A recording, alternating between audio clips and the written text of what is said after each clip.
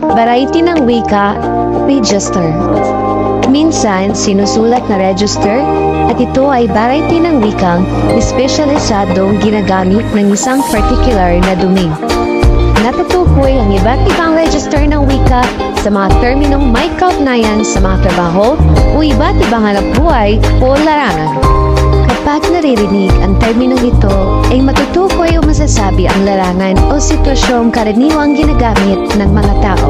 Ang mga abogado o taong nagtatrabaho sa korte ay maipakikilala tulad ng sumusunod na jargon: exhibit, suspect, appeal at iba pa.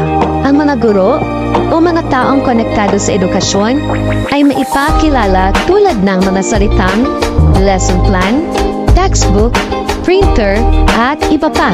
Ito naman ang mga jargon sa disiplinang medisina o mga doktor: stethoscope, reseta, gamot, at iba pa. Ito naman ang mga jargon sa disiplinang clergy o religious leaders, simbahan, Biblia o Quran, at iba pa. Ito naman ang mga jargon sa disiplinang mga tendera, suki, diskwento, tawad, at iba pa. Ang wika ay maaari ring uriin ayon sa propesyon o disiplina tulad ng wikang medikal, pang-business, academic, at technical.